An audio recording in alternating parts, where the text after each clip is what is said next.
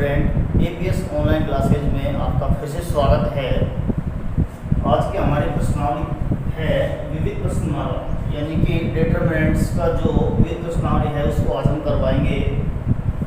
उसका पहला क्वेश्चन है कि सारणी, प्रश्न क्या है हमारा कि सारणी का मान ज्ञात कीजिए। तो हमने सारणी को सबसे पहले डेल्टा के एक पद मान लिया।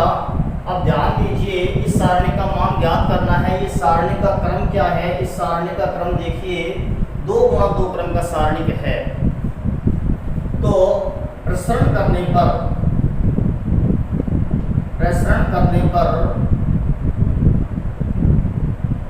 2 गुणा 2 क्रम का सारणी का जो प्रसरण होता है वो तिरछा गुणा से होता है। इसका गुणा इससे करेंगे तो क्या आएगा? cos 80 degree into sine 10 degree, और इसका गुणा इससे करेंगे। एक माइनस अपनी तरफ से लगेगा, एक माइनस इसमें ऑलरेडी पहले से है, तो माइनस इंटू माइनस प्लस हो जाएगा sine 80 degree dot cos 10 degree. तो यहाँ पर ध्यान देंगे, cos A sin B कोई फॉर्मूला होता नहीं है। सबसे पहले हम sin 10 डिग्री को आगे लिख रहे हैं, sin A cos B, उसके बाद इसको लिखेंगे sin 10 डिग्री लिख दो, उसके बाद cos 80 degree plus sin A cos B plus cos A sin B। इस तरह से इनको एडजस्ट करेंगे। साइन 10 डिग्री आगे लिखा, cos 80 डिग्री यहाँ पर लिखा, cos 10 डिग्री यहाँ और साइन 80 डिग्री इस जगह पर। सूत्र कौन सा सूत्र है कि sine A cos B plus cos A sine B। इसको A मान लेंगे, इसको B मान लेंगे, तो ये भी A है, ये भी B है। साइन ए कोस बी प्लस कोस ए साइन बी जो फॉर्मूला होता है, ये साइन ए प्लस बी के इक्वल होता है। साइन ए प्लस बी का फॉर्मूला है ये। तो इस फॉर्मूले से हमारा जो डेल्टा है सारणिक है वो क्या हो जाएगा? साइन ए प्लस बी, यानी कि ए का मान क्या है 10 डिग्री प्लस बी का मान क्या है 80 डिग्री। तो यहाँ से क्या हो जाएगा? साइन 90 डिग्री और साइन 90 डिग्री का मान होता है 1। तो इस सारणी का जो आंसर आएगा वो आएगा 1।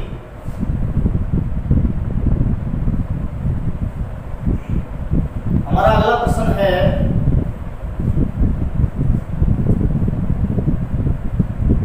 कि एक सारणिक दिया गया है, उसके पहले स्तंभ यानी कि प्रथम स्तंभ के सहखंड ज्ञात कीजिए।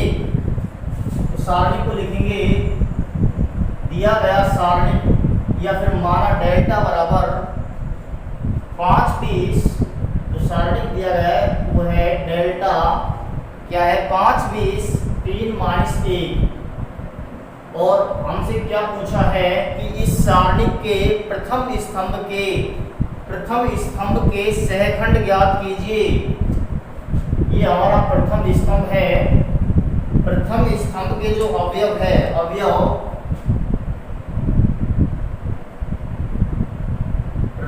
स्तंभ के अवयव क्या होते हैं? A11 और A21। A11 A21 जो क्या है 5 और 3 है। उसके बाद सहखंड ज्ञात करने से पहले हमको उपसारणिक ज्ञात करने होते हैं। प्रथम स्तंभ के अवयवों के उपसारणिक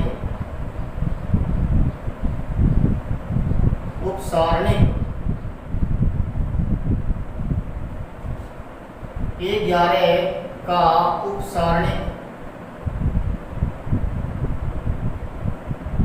M11 is equal to A11 क्या है? यहाँ पर 5 है, पहला स्तंभ का अवयव है ये। इस तरह इसको दबाएंगे तो क्या बचेगा? माइनस का 1 बचेगा। और A21 का उपसारणिक M21 is equal to A21 यानी कि 3 का उपसारणिक पहला स्तंभ के अवयव का उपसारणिक क्या हो जाएगा, यहाँ पर 30 हो जाएगा। 3 को दबाने पर इस तरह से 20 बचेगा। लास्ट में क्या है, प्रथम स्तंभ के अवयवों के सहखंड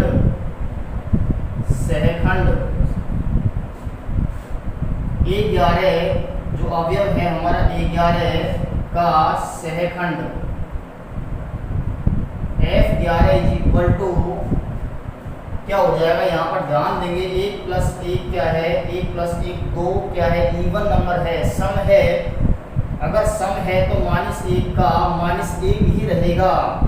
A21 का सहखंड F21 इज इक्वल टू 20 के जगह क्या हो जाएगा, -20 हो जाएगा, क्योंकि I प्लस J करने पर 3 आ रहा है और 3 कैसा है, विषम संख्या है। अगर विषम संख्या है तो 20 की जगह यहाँ पर चिन्ह बदल जाता है, यहाँ पर -20 हो जाएगा।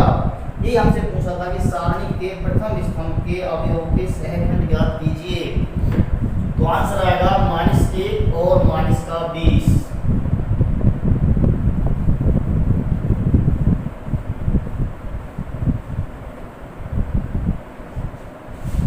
नेक्स्ट है क्वेश्चन नंबर 3।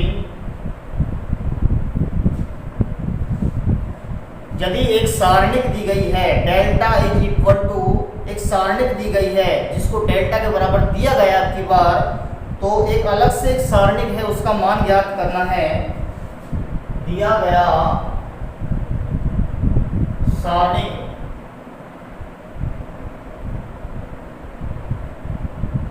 डेल्टा बराबर 1 2 3 4 5 6 प्रश्न में हमको दिया है, और 1 2 4 ये सारणिक डेल्टा के बराबर दी गई है। तब ज्ञात क्या करना है, तब इस सारणिक का मान ज्ञात करना है। -2 -4 -6 -8 -10 -12 -2 -4 और -8। इस सारणिक का मान ज्ञात करना है इसका, और ये हमको ये वाला सारणिक डेल्टा के इक्वल टू दे रखा है। तो ध्यान दीजिए, इस सारणिक में सबसे पहला काम क्या होता है, कॉमन लेने का। इसमें कॉमन क्या आ रहा है इस सारणिक में, पहली पंक्ति पे ध्यान देंगे। पहली पंक्ति से क्या कॉमन आएगा, पहली पंक्ति से -2 कॉमन आएगा, दूसरी पंक्ति से भी -2 कॉमन आ रहा है, और तीसरी पंक्ति से भी -2 कॉमन आ रहा है। तो लाइन लिखेंगे कि R1 R2 व R3 से 2 उभयनिष्ठ लेने पर, जैसे ही हम उभयनिष्ठ लेंगे तो -2 -2 और -2 तीनों पंक्तियों से -2 कॉमन बाहर आ जाएगा। इस सारणी का मान हमको ज्ञात करना है। तो अंदर क्या बचेगा, इस पंक्ति से -2 कॉमन लेने के बाद 1 +2 और यहाँ पर +3, यहाँ क्या बचेगा, -2 कॉमन लेने से 4 5 और 6, इसमें से -2 कॉमन लिया जाएगा तो बचेगा 1 2 और 4 बराबर इन सब का गुणा होगा तो क्या हो जाएगा, -8। और उसके बाद ध्यान से देखेंगे, -8 जब हमने कॉमन ले लिया तीनों पंक्तियों से -2 तो अंदर जो सारणिक बच रहा है, अंदर जो सारणिक बच रहा है वो सारणिक किसके बराबर है, देखो ये दोनों सारणिक सेम है, तो ये सारणिक किसके बराबर है, डेल्टा के बराबर है। तो आंसर आएगा -8 डेल्टा, -8 डेल्टा। तो ऑप्शन नंबर आएगा 3। तो इस तरह से इस प्रश्न को हल करेंगे। नेक्स्ट है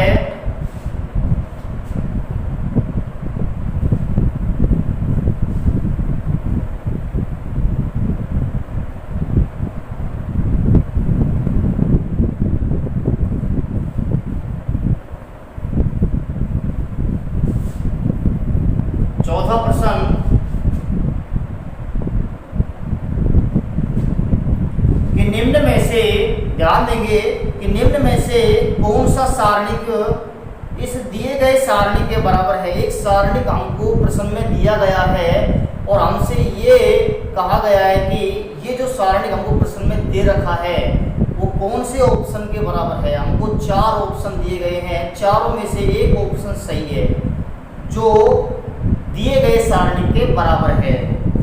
तो दिया गया सारणी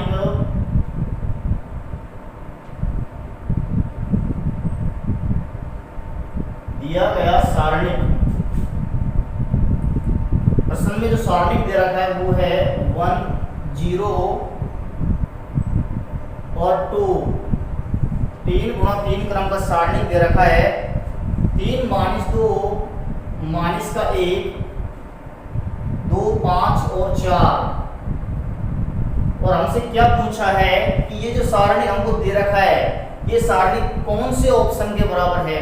4 ऑप्शन हमको दिए गए हैं तो इसमें ध्यान देंगे, इसका आंसर होगा ऑप्शन नंबर 4। चौथा ऑप्शन इसका आंसर होगा 4 नंबर, जो क्या है 2 0 1 -1 2 -1 -2 और 3 4 5 और 2 चौथे ऑप्शन के बराबर है। ये वाला सारणिक जो हमको दिया गया है ये कौन से सारणी के बराबर है, इस चौथे वाले के बराबर है। किस तरह से है ध्यान दीजिए, इसमें दूसरा स्तंभ और इसका भी दूसरा स्तंभ यहाँ पर सेम है, यहाँ पर -4 आ रहा है। चौथे ऑप्शन में यहाँ पर -4 है। अब देखिए ये स्तंभ तो समान है, केवल इन दोनों में इंटरचेंज हो रहा है। 1 3 2 1 3 2 ये स्तंभ इस जगह पर है 1 3 2 और 2 - 1 4 इस तरफ है। तो इसमें देखिए या तो इसको चेंज कर दो या इसको चेंज कर दो। इसको देखेंगे कि चूंकि 1 0 2 और 3 - 2 - 1 2 5 और 4 बराबर, यहाँ पर एक संक्रिया लगा रहा हूं मैं। संक्रिया कौन सी संक्रिया लगा रहा हूं कि पहला स्तंभ और तीसरा स्तंभ आपस में इंटरचेंज कर रहे हैं। पहला और तीसरा स्तंभ आपस में चेंज हो रहा है। जैसे ही हम पहला और तीसरा स्तंभ प्रश्न में जो दिया गया सारणिक है उसके पहले और तीसरे स्तंभ को हम चेंज करेंगे तो क्या हो जाएगा, यहाँ से सारणिक 2 - 1 4 इधर आ जाएगा और 1 3 2 इधर आ जाएगा। 0 - 2 5 एजिटीज है। और जैसे ही हम दो स्तंभों को आपस में, सारणी के 2 स्तंभों या 2 पंक्तियों को आपस में बदलते हैं तो सारणी का चिन्ह बदल जाता है। तो ये जो सारणिक है चौथे ऑप्शन के बराबर है। तो इसका आंसर होगा चौथा ऑप्शन, दिया गया सारणिक चौथे सारणी के बराबर होगा।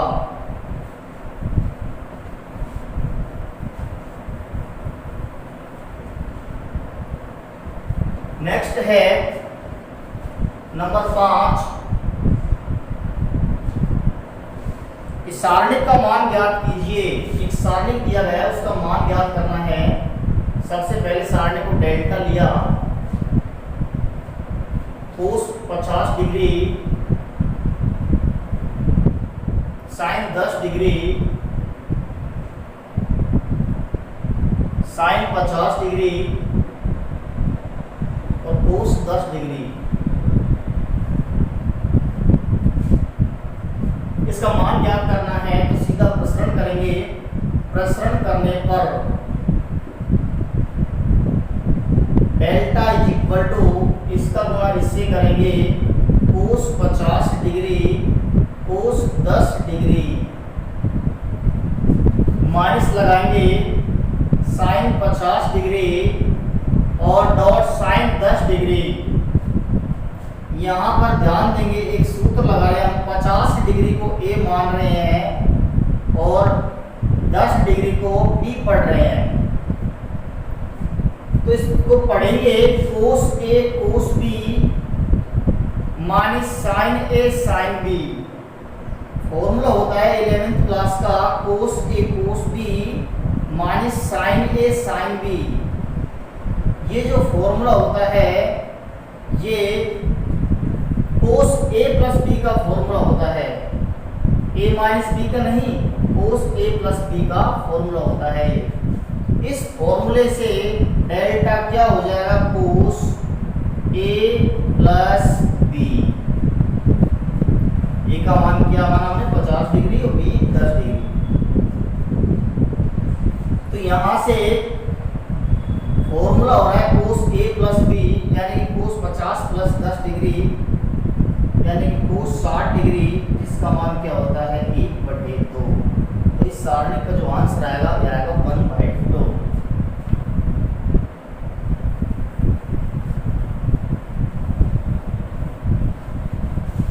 नेक्स्ट है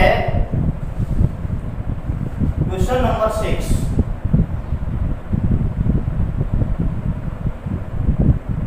छठा क्वेश्चन क्या है कि एक सारणी दी गई है, जो हमने डेल्टा मान लिया, उसका मान ज्ञात करना है मात्र। सारणी क्या है, BC CA और क्या है AB। इधर A B plus C, A into B plus C, B into C plus A और C into A plus B। इस सारणी का मान ज्ञात करना है हमको। तो सबसे पहले एक बार ब्रैकेट खोलेंगे, तीसरे स्तंभ के जो अवयव है उनको सही तरीके से लिख रहा हूं, AB प्लस AC, ए का अंदर गुना करके, और BC plus AB, AC plus BC। सबसे पहले स्टेप में ये इस तरह से किया। अब एक चीज ध्यान देनी होगी, आप लोगों को जीरो नहीं बनाना है। यहाँ पर जीरो अगर आप लोग बनाएंगे आंसर तब भी आ जाएगा। अगर इस पंक्ति में से इस पंक्ति को घटा के जीरो यहाँ बनाएंगे, जीरो यहाँ बनाएंगे, R2 माइनस R1 और R3 माइनस R1 से जीरो बनाकर अगर करेंगे तो भी आंसर आ जाएगा। लेकिन ये प्रश्न कुछ इस तरह का नहीं है। यहाँ पर एक चीज ध्यान दीजिए, अगर हम इस स्तंभ और इस स्तंभ को आपस में जोड़ दें तो क्या आएगा जोड़ने से, AB plus BC plus AC, AB plus BC plus AC, AB plus BC plus AC। दोनों स्तंभों को जोड़ने से समान संख्याएं बन रही है और समान संख्या बाहर कॉमन आ रही है। 3 1 इधर ऑलरेडी दिए गए हैं और 3 1 उधर से बन रहे हैं। अब एक चीज ध्यान देंगे, किसी सारणी के दो स्तंभ के प्रत्येक अवयव समान है तो सारणी का आंसर 0 होता है। तो करना क्या है, इसमें संक्रिया लगा रहे हैं। संक्रिया कौन सी लगा रहा हूं कि कोई सी भी चेंज कर लो, C3 चेंज कर लो चाहे C2 चेंज कर लो, कोई सी भी कर लो। C2 चेंज कर रहा हूं किस तरह से, C2 प्लस C3 से। पहला दूसरा कॉलम और तीसरा कॉलम आपस में जोड़ रहा हूं, तो यहां से 1 1 और 1, इधर क्या है AB plus AC, BC plus AB और AC प्लस BC। पहला और तीसरा कॉलम हमने ऐसा कि ऐसा लिख दिया कि चूंकि हम दूसरा कॉलम चेंज कर रहे हैं इसलिए इसको खाली छोड़ा है। और दूसरा कॉलम किस तरह से चेंज हो रहा है, इन दोनों को आपस में C2 और C3 को जोड़ के, तो जोड़ रहा हूँ AB plus BC plus AC। इन दोनों को जोड़ने से और इन दोनों को जोड़ने से भी क्या आएगा, AB plus BC plus AC ही आएगा। ध्यान दीजिए, एक संक्रिया लगाने के बाद हमारा कुछ कॉमन आ रहा है बाहर। कॉमन क्या आएगा, कौन से स्तंभ से कॉमन आ रहा है, दूसरे स्तंभ से कॉमन आएगा। C2 से A B plus B C plus A C उभयनिष्ठ लेने पर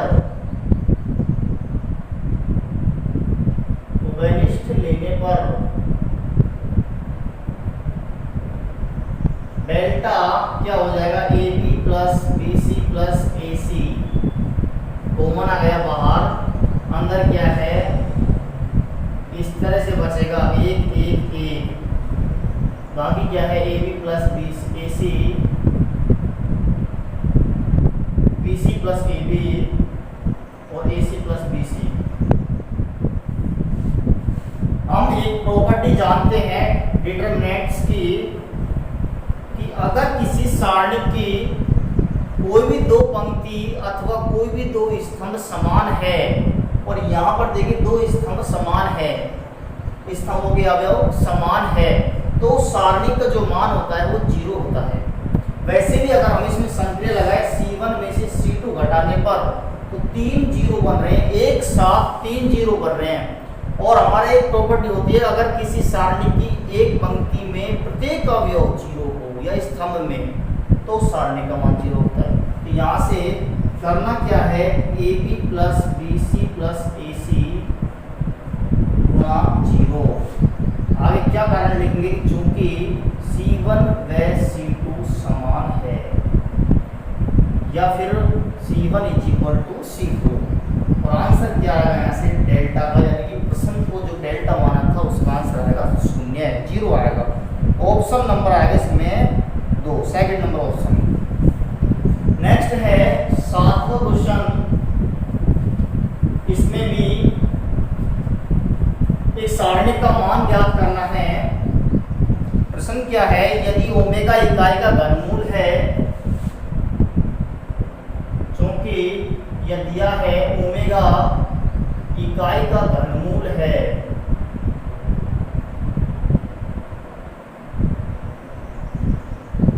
इसलिए ओमेगा क्यूब = 1। और क्या दिया गया है, और कुछ नहीं दिया गया है, बस उसके बाद पूछा है कि इस सारणिक का मान ज्ञात कीजिए। जो सारणिक हमको ज्ञात करनी है जिसका मान, उसको डेल्टा के बराबर ले लिया। यहाँ से सारणी क्या है, 1 ओमेगा की पावर 4 पावर 8 पावर 4 8 और 1 पावर 8 1 और ओमेगा की पावर 4। नेक्स्ट स्टेप क्या है, omega cube dot omega, 4 power को मैं लिख रहा हूं omega cube dot omega, 8 power को मैं लिख रहा हूं omega cube dot omega cube dot omega square, 8 power को लिख रहा हूं 3 और 3 6 और 2 8, 4 पावर को लिखेंगे omega cube dot omega, 8 power को इस तरह से लिख रहा हूं omega cube dot omega cube dot omega square 1 1 और omega cube dot omega. 4 power को इस तरह से लिखा है सब जगह पर, 8 पावर को इस तरह से लिखा है। और यहाँ पर मैं ओमेगा क्यूब जहाँ पर भी है उसके जगह 1 रख रहा हूँ। जैसे ही ओमेगा क्यूब का मान 1 रखेंगे तो डेल्टा क्या हो जाएगा, 1 ओमेगा और ओमेगा स्क्वायर। 1 का गुना 1 से करेंगे 1 आएगा, फिर 1 का गुना इससे करेंगे तो ओमेगा स्क्वायर ही आएगा। ओमेगा स्क्वायर और 1 ओमेगा स्क्वायर 1 ओमेगा, चूंकि ओमेगा क्यूब = 1 रखा है यहाँ पर हमने। अब ध्यान दीजिए, ये प्रश्न कुछ इसी तरह का है कि अगर हम तीनों पंक्तियों को जोड़ दें या फिर तीनों स्तंभों को जोड़ दें, या तीनों स्तंभों को जोड़ लो या फिर तीनों पंक्तियों को जोड़ लो। अगर हम तीनों पंक्तियों को जोड़े तो क्या आ रहा है, ध्यान दीजिए, 1 + omega + omega square, 1 + omega + omega square, 1 + omega + omega square, जो कॉमन आकर बाहर आ जाएगा, 1 + ओमेगा + ओमेगा स्क्वायर बाहर आ जाएगा। ध्यान दीजिए, या इस तरह से भी कर सकते हैं, कॉलमों को जोड़ के 1 plus omega square, 1 plus omega square, इस तरह से भी स्तंभों को जोड़ सकते हैं। यहाँ पर पंक्तियों को जोड़ रहा हूँ। इस संक्रिया R1 interchange R1 plus R2 plus R3, तीनों पंक्तियों को जोड़ के पहली पंक्ति में लिख रहे हैं। तो क्या आएगा, 1 plus omega square, 1 plus omega square, इस तरह से जोड़ लेंगे। और यहाँ पर भी सेम आएगा। R1 हमने चेंज कर दी पहली पंक्ति, बाकी दोनों पंक्तियों को सेम लिखेंगे।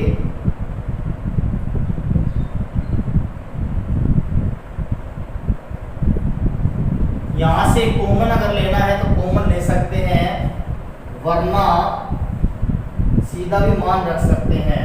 ओमेगा के जो दो फॉर्मूले होते हैं, एक omega cube is equal to 1, एक फॉर्मूला होता है 1 plus omega square is equal to 0। ये संख्या 0 के बराबर होती है। यहाँ से कॉमन भी ले सकते हैं, इन तीनों को R1 से ओपेनिस्ट ले सकते हैं, या फिर इनका मान 0 रख सकते हैं। 0 0 0 कॉमन लेने के बाद भी मान रख दो, या फिर पहले रख दो। यहाँ से लिखना क्या है कि चूंकि 1 plus omega square is equal to होता है 0। नेक्स्ट क्या है, इस सारणी का जो आंसर आएगा, डेल्टा का मान आएगा, प्रश्न का आंसर आएगा 0 आएगा। क्योंकि ये सारणी पर ध्यान दीजिए, ये सारणी जो है एक गुणधर्म होता है, चूंकि R1 के सभी अवयव शून्य हैं, ये प्रॉपर्टी है हमारी। अगर इसका हम प्रसरण भी करेंगे तो 0 प्लस 0 माइनस 0 प्लस 0 पर सारा 0 हो रहा है। यहाँ से प्रॉपर्टी के द्वारा इसका आंसर 0 आएगा, क्योंकि पहली पंक्ति के सभी अवयव क्या है, शून्य है। नेक्स्ट है नंबर 8।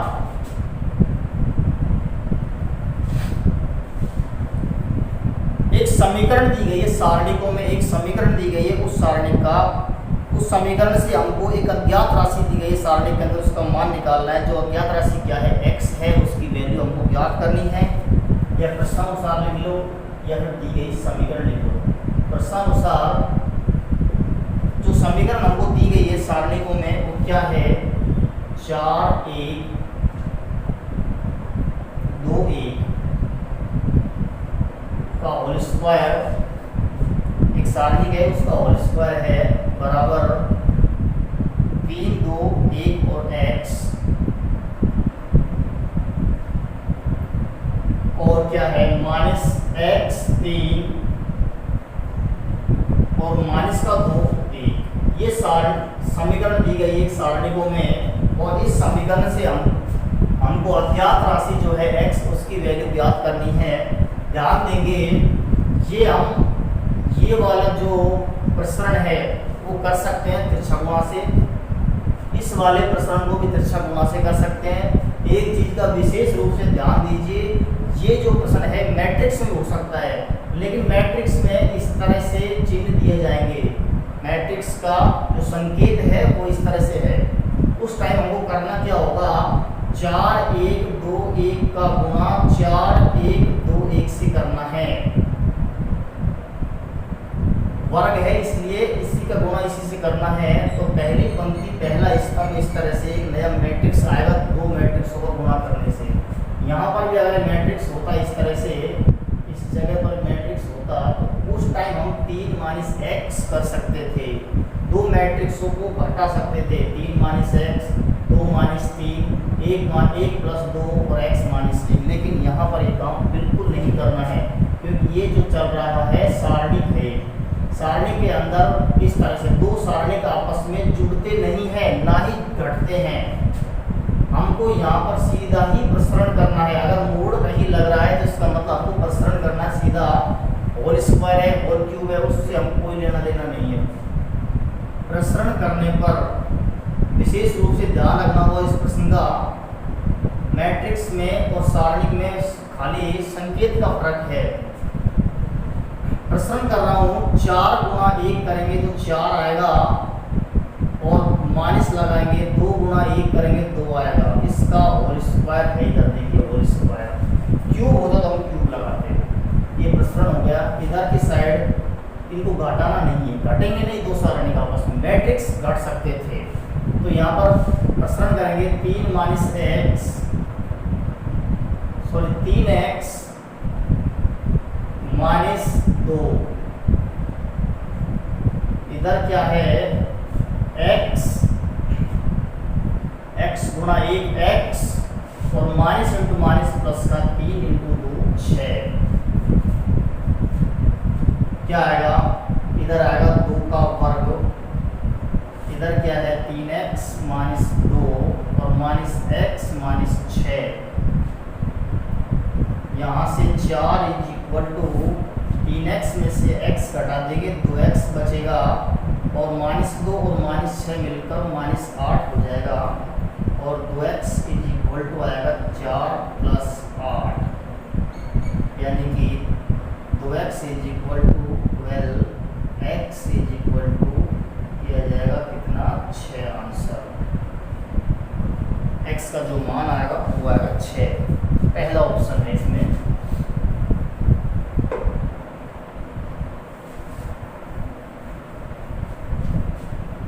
नेक्स्ट है क्वेश्चन नंबर 9।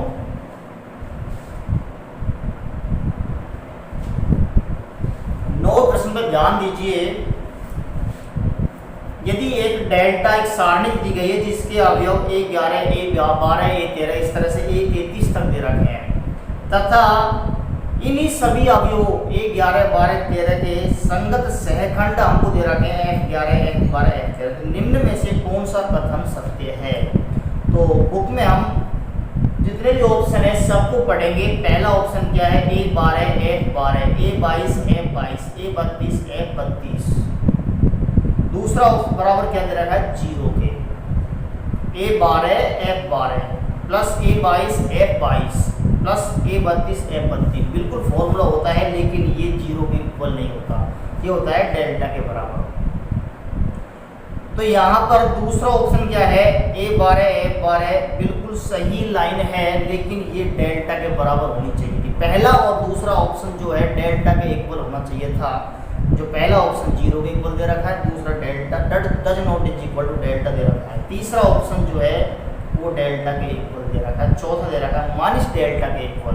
तो ऑप्शन नंबर 3 इसमें सही उत्तर होगा, डेल्टा के इक्वल होगा सारणी। तीसरा ऑप्शन है 9वें प्रश्न में।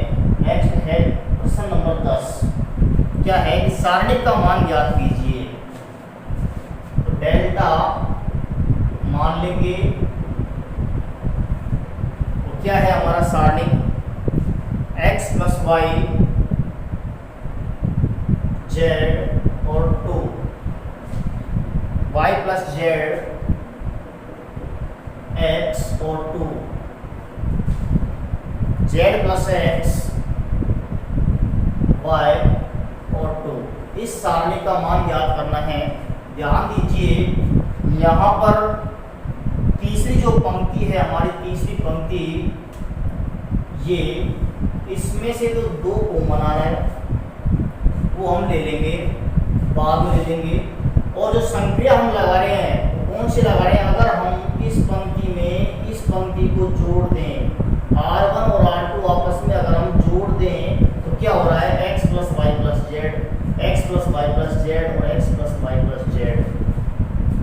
और x plus Y plus Z हमारा बाहर कॉमन आ जाएगा। तो यहाँ पर संक्रिया कौन सी लगाऊं? ध्यान दीजिए, संक्रिया R1 चेंज कर रहा हूँ। R1 पहली पंक्ति को चेंज कर रहा हूँ। किस तरह से? पहली पंक्ति प्लस दूसरी पंक्ति के द्वारा। पहली पंक्ति चेंज कर दो इस तरह से, पहली प्लस दूसरी पंक्ति करके।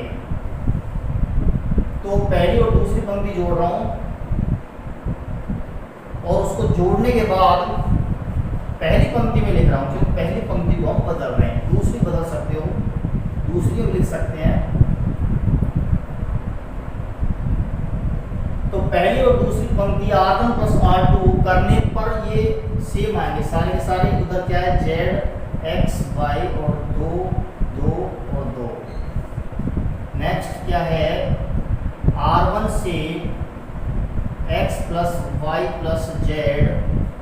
एवं R3 से जो शुरू से कॉमन आ रहा है, R3 से 2 उभयनिष्ठ लेने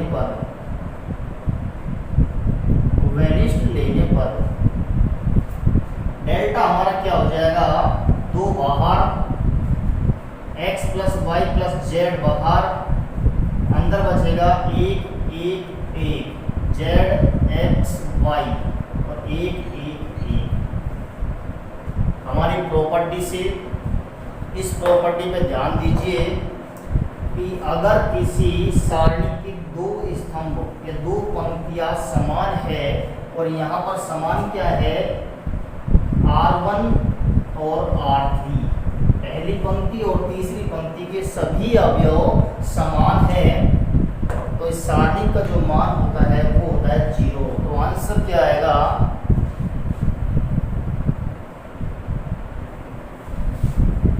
तो हमारा आंसर है 2 into X plus Y plus Z common है गुणा 0। कारण क्या है, चूंकि R1 is equal to R3, पहली तीसरी पंक्ति समान है, इसलिए आंसर आएगा, इस सारणी का जो मान आएगा वो आएगा 0।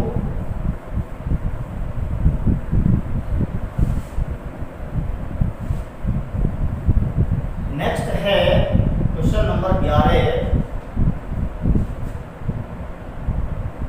प्रश्न पढ़ेंगे कि निम्न समीकरण को हल कीजिए। हल करने का मतलब होता है कोई भी अज्ञात राशि का मान ज्ञात करना। तो यहां से अकॉर्डिंग टू क्वेश्चन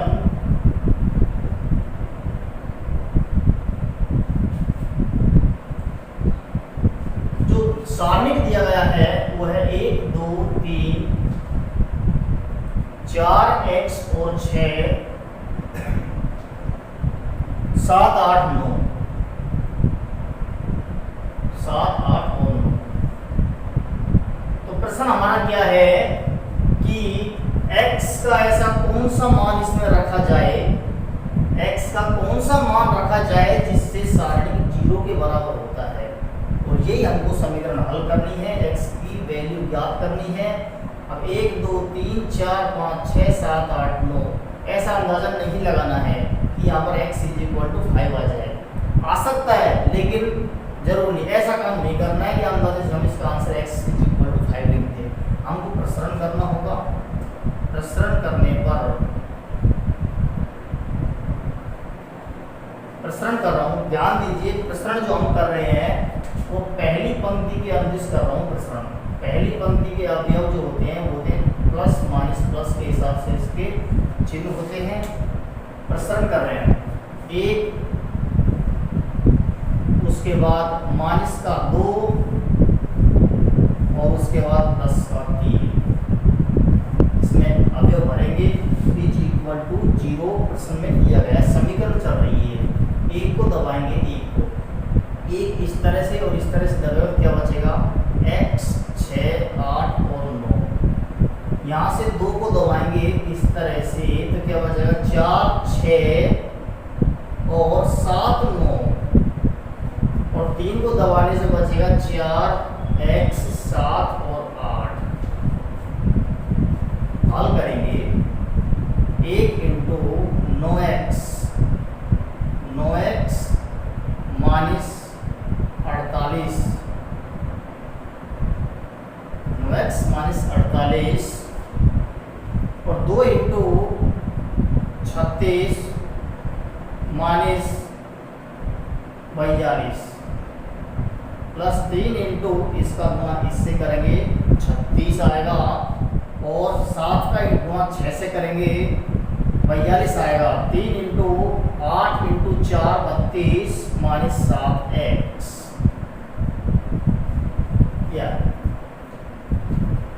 यहाँ से 9x माइनस 48, 1 यहाँ से हटा दिया, और माइनस का 2 इंटू ये घटा लेंगे, कितना आएगा, या फिर इसको अंदर गुणा भी कर सकते हैं 2 का, या फिर घटा भी सकते हैं। तो 36 में से 42 घटाएंगे क्या बचेगा, माइनस का 6 बचेगा, और प्लस 3 इंटू 3 का अंदर गुणा कर लेंगे, 32 into 3 96 minus 21x is equal to 0। यहाँ से 9x माइनस का 48 और प्लस का 12, 6 into 2 12, 96 minus 21x is equal to 0 और 9x और 21x माइनस के 21x, तो 9x में से 21x घटाएंगे तो क्या बचेगा 12x माइनस का 12x, और 96 में 12 जोड़ लेंगे तो 108 हो जाएगा। 96 में 12 जोड़ने से 108 हो जाएगा। 108 में से 48 घटाने से क्या हो रहा है, 108 में से 48 से घटाएंगे तो क्या बचेगा 60 बचेगा।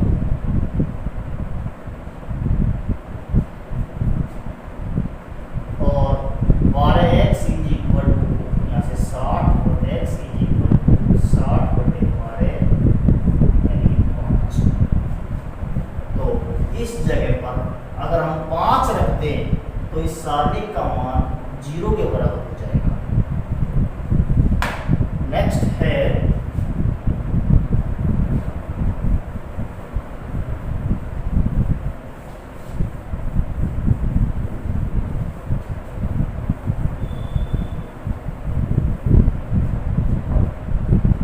नंबर 12। इस सारणिक का मान ज्ञात कीजिए। सारणिक किसी के बराबर नहीं दी गई है तो हमने डेल्टा लिख लिया। 1 3 और 9, 3 9 1 और क्या है 9 1 3।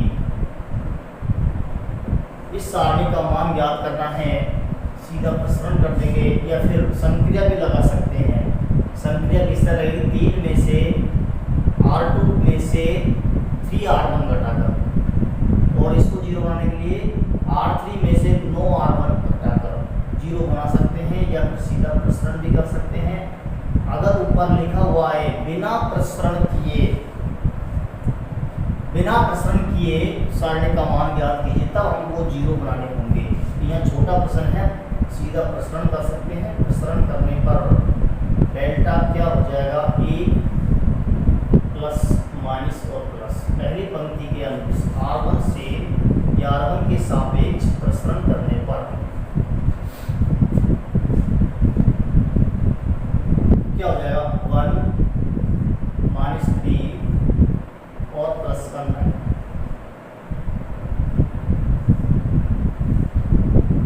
एक को इस तरह से दबाएंगे, क्या बचेगा 9 1 1 और 3।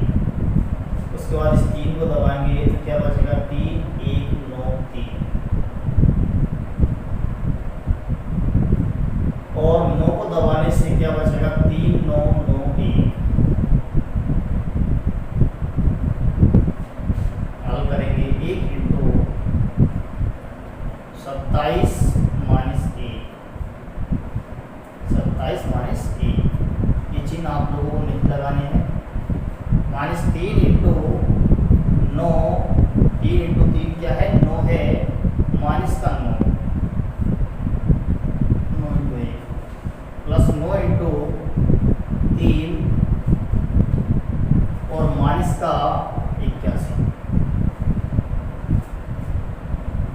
26। ये क्या हो जाएगा 0, 3 गुणा 0 करेंगे तो 0 आएगा, प्लस 9 गुणा ये बचेगा कितना 78, इसका माइनस का बराबर 26। 78 का 9 से जब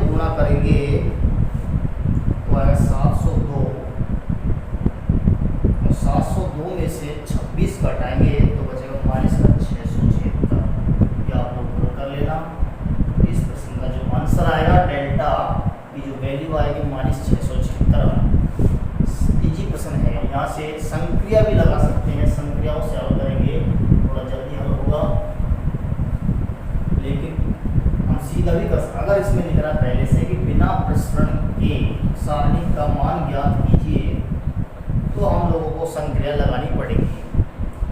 आखिरी ऑप्शन होता है प्रसरण करना। संक्रिया अगर बिल्कुल भी नहीं लग रही है तो ही हम लास्ट में प्रसरण कर सकते हैं। नेक्स्ट है नंबर 13, सारणी का मान ज्ञात कीजिए।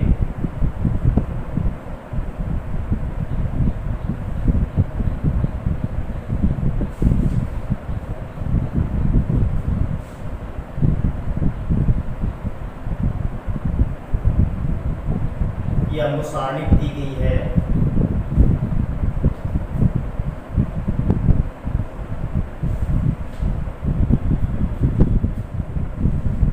तो देखिए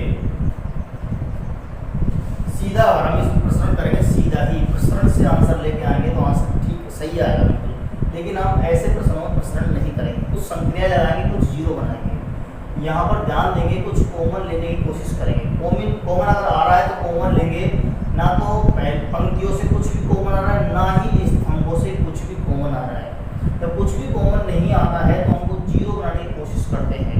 जीरो बना रहे हैं हम, तो सबसे पहले स्टार्ट करते हैं इसको जीरो बनाने से। सी को अगर हम जीरो बना देंगे तो संक्रिया कौन सी लग रही है? सी को जीरो बनाने के लिए इसको, यानी कि हमको R1 को चेंज करना होगा। इस तरह से चेंज करना होगा, R1 में से R2 घटाकर। तो यहाँ पर हमारा जो संक्रिया है वो क्या है? R1 चेंज कर रहे हैं इस तरह से R1 माइनस R2 द्वारा। पहली पंक्ति को बदल रहे हैं क्योंकि उसमें जीरो बन रहा है, तो पहली पंक्ति बदल रहे हैं तो दूसरी और तीसरी को एडजेक्टिव लिख दीजिए। और पहली जो रो हम चेंज कर रहे हैं वो किस तरह से चेंज की जा रही है? पहली माइनस दूसरी के द्वारा। तो इसमें से इसको घटाना है, इस रो में से इस रो को घटाना है। तो 1 प्लस ए में से ए घटाएंगे तो ए से ए कट जाएगा, यानी कि 1 बचेगा। यहाँ पर ध्यान से देखेंगे, इसमें से इसको घटाने से 1 बचेगा। इसमें से जब इसको घटाएंगे, बी में से इसको घटाएंगे तो बी में से घटाना है 1 प्लस बी को, तो बी माइनस 1 माइनस बी, तो बी से बी कटेगा। ध्यान से चेक करके हल करना है। माइनस का 1 रह जाएगा यहाँ पर।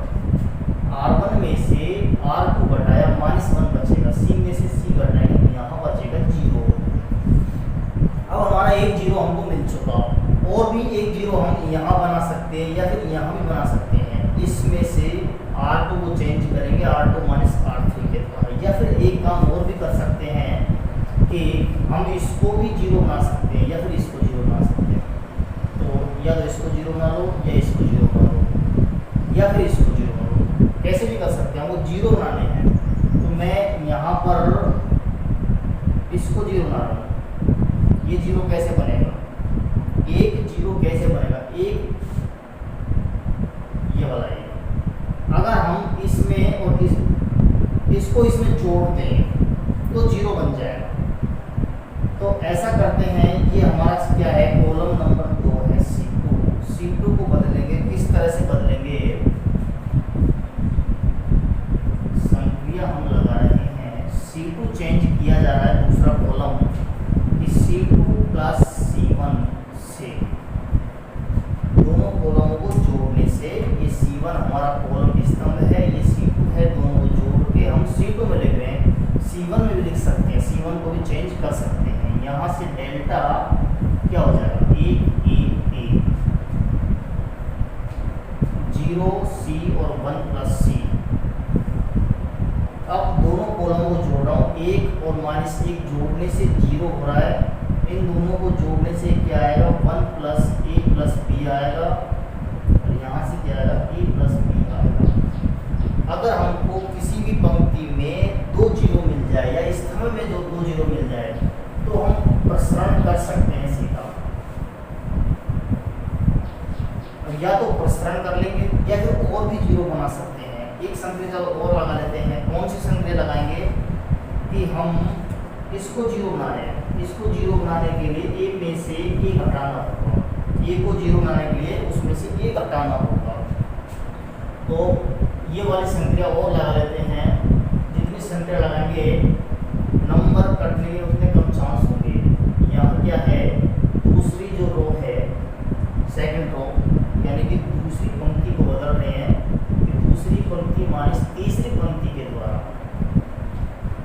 सेकंड रो में से थर्ड रो घटा रहे हैं तो हमारा डेल्टा क्या हो जाएगा, 1 0 और 0, a प्लस बी और 1 प्लस सी। ये है हमारा पहला और तीसरी पंक्ति। दूसरी चेंज कर रहे हैं कि दूसरी माइनस तीसरी के तरफ, तो इसमें से इसको घटा दो, क्या आएगा, ए में से ए घटाने से 0 आ रहा है, इसमें से जब इसको घटाएंगे इसमें से इसको तो 1 बचेगा, a प्लस बी कट जाएंगे, इसमें से इसको घटाने से माइनस का 1 बचेगा। अगर और भी हमको 0 बनाना है तो 0 और भी बन सकते हैं, ये वाला 0 बन सकता है इसमें इसको जोड़ के, या फिर इसमें इसको जोड़ के इसको 0 किसी को 0 बना सकते हैं। अब यहाँ पर संख्या हमने बहुत लगा दी, 3 संख्याएं लगा दी। अब प्रसरण कर रहे हैं सीधा, प्रसरण किसके अनुदिश करेंगे, C1 के अनुदिश मत करना, R1 के अनुदिश करना है। C1 के अनुदिश अगर करेंगे तो आंसर आ जाएगा, नंबर नहीं कटेगा। लेकिन नियम ये है कि सबसे ज़्यादा 0 जिस भी पंक्ति या जिस भी स्तंभ में है उसके अनुदिश प्रसरण करना चाहिए। यहाँ R1 से हम प्रसरण कर रहे हैं, R1 से प्रसरण करने पर पहली पंक्ति के सापेक्ष प्रसरण किया जा रहा है, तो क्या है, एक को इस तरह से दबाएंगे तो क्या बचेगा, 1 माइनस 1 a प्लस बी और 1 प्लस सी। बाकी 1 के बाद क्या है, 0 है, उसके बाद क्या है, 0 है। पहली पंक्ति के अनुदिश प्रसरण किया है, इस पंक्ति के अनुदिश, जिसके चिन्ह क्या होते हैं, प्लस माइनस प्लस। तो ये हो गया प्लस, ये माइनस, ये प्लस, बाकी सब 0 हो जाएंगे। इस 1 को हटा देंगे, इसका गुणा इससे करो, क्या आएगा, 1 प्लस सी का गुणा 1 से करने पर 1 प्लस सी ही आएगा। माइनस लगाएंगे, माइनस लगाया और अब गुणा करना है इसका इससे, इसका इससे गुणा करने से माइनस इंटू माइनस प्लस हो जाएगा, a प्लस बी, इसका गुणा इससे, तिरछा गुणा से यहाँ से क्या आंसर क्या आएगा, 1 plus a plus B plus C, यह आंसर आएगा।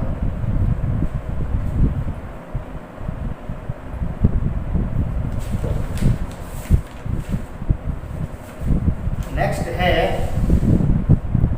क्वेश्चन नंबर 14, और 14 प्रश्न है क्या, सिद्ध करने हैं, सिद्ध हमको करना है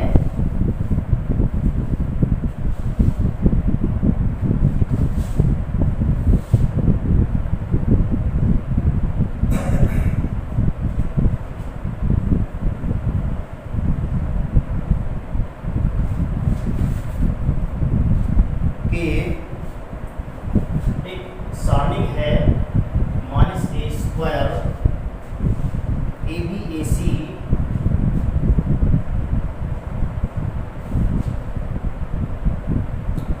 A B minus B square B C C A और C B minus C square. ये जो सारणिक है हमको 4a square B square C square के बराबर सिद्ध करनी है। तो सबसे पहले हम इसको या तो डेल्टा ले लेंगे या फिर LHS मान के फॉर्मूला, या हमको सिद्ध क्या करना है, 4a square B square C square के बराबर इसका आंसर लेके आना है। तो LHS हमने इस सारणिक को ले लिया। सबसे पहला काम होता है कॉमन लेने का। यहाँ पर ध्यान देंगे, पहली पंक्ति से a, दूसरी पंक्ति से b और तीसरी पंक्ति से c वैलिस्ट आ रहा है, तो क्या लाइन लिखी जाएगी, R1 R2 व R3 से क्रम से a b व c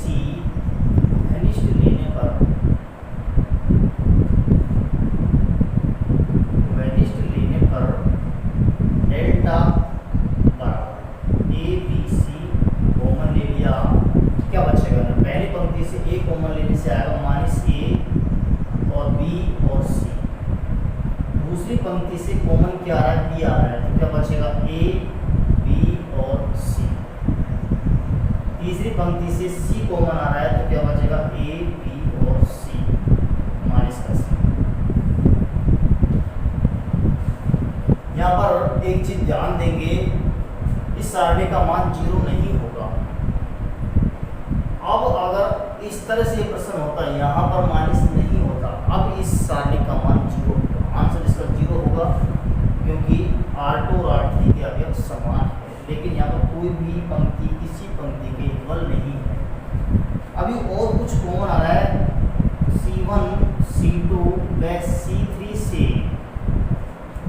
पहली, दूसरी और तीसरे स्तंभ से ध्यान दीजिए, यहाँ से A आ रहा है, यहाँ से B कॉमन है, यहाँ से C कॉमन है, तो ये 3 कॉमन और ले लेंगे हम से क्रमशः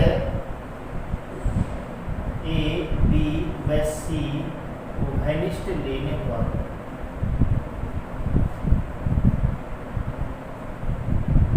डेल्टा क्या हो जाएगा, A square B square C square, और क्या है माइनस का 1 1 1 1 1 1 1 1 और -1।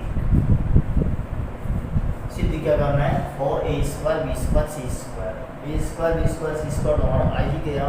जो सारणी बच रही, ये जो सारणी है 4 के बराबर आएगी, इसका आंसर जो है 4 है। अभी तक हमने कुछ नहीं किया है, ये हमारा LHS है लेफ्ट पार्ट, इसमें हमने कॉमन ही लिया है, पंक्तियों से और स्तंभों से जो हम कॉमन ले सकते थे वो हमने कॉमन लिया है। जो बाकी बच रहा है, ये सारणी का आंसर 4 आना चाहिए।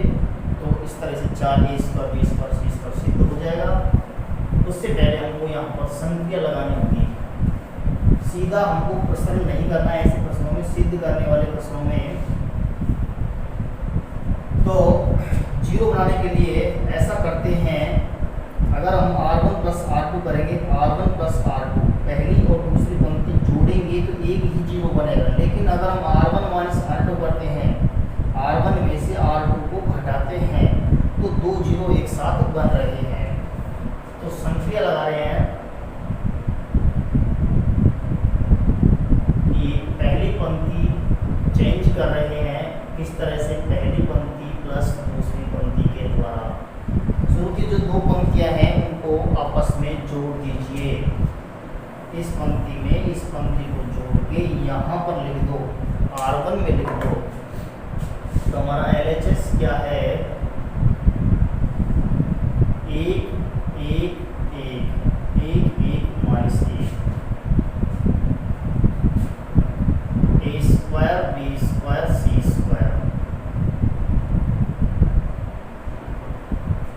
दोनों पंक्तियों को जोड़ने से क्या हो रहा है,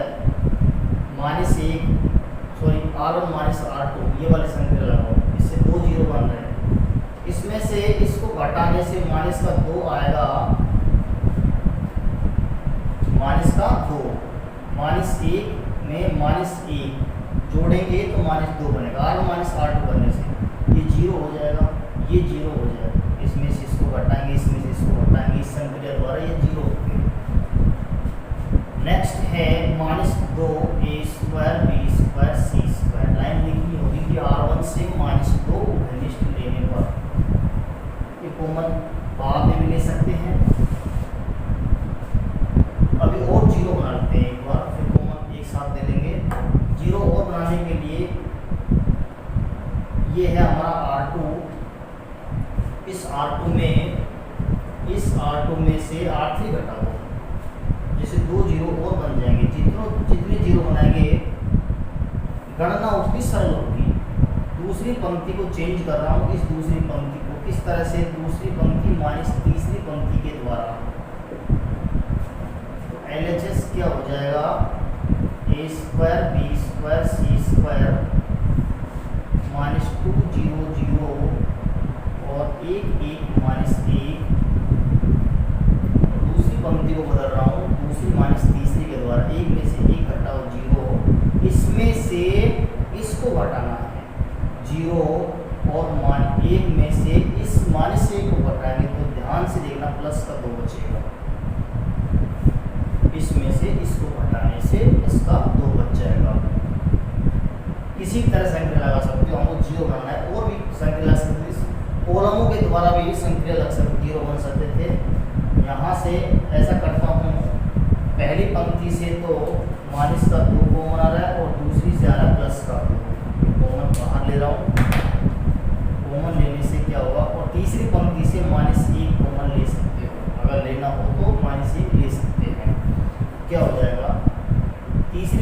से तो -1 कॉमन ले रहा हूँ, पहली से -2 और दूसरी से +2, और a² b² c² ऑलरेडी पहले से ही कॉमन है। इस -1 को लेना हो तो ले सकते हो, नहीं तो नहीं ले सकते, नहीं लेंगे। अगर इसमें से कॉमन बिल्कुल नहीं लेना है तो भी कोई दिक्कत नहीं है, पसंद कर सकते हो, 4 आ जाएगा। 0 हमने बना लिया, बहुत कॉमन लेने से क्या हो जाएगा 1 0 0 0 0 1, और -1 +1 या 8 डिग्री से -1 ले लिया कॉमन, जिससे माइनस प्लस हो जाएगा। नेक्स्ट है आगे, अब इसका हम क्या करेंगे, प्रसरण करेंगे। R1 के अनुदिश पहली पंक्ति के अनुदिश प्रसरण कर रहा हूँ। पहली पंक्ति हमारी ये है, इसके अनुदिश प्रसरण करने पर आगे कॉमन के लिए लाइन लिखनी होगी। R1 से -2, R2 से +2 और R3 से -1 को बैलेंस लेने पर क्या आएगा, LHS 4 a² b² c², और इधर बचेगा अंदर क्या, अंदर हम क्या कर रहे हैं, प्रसरण कर रहे हैं। इसकी कुछ तरह से दबाएं, क्या बचेगा 0 1 -1 1, बाकी क्या है -0 +0, 4 a² b² c²। इधर क्या हो जाएगा, 0 का 1 से गुणा करेंगे, 0 का 1 से गुणा करेंगे तो क्या आएगा 0, और इसका इससे करेंगे तो -1 और माइनस प्लस हो जाएगा। यहाँ से क्या आएगा 4 a² b²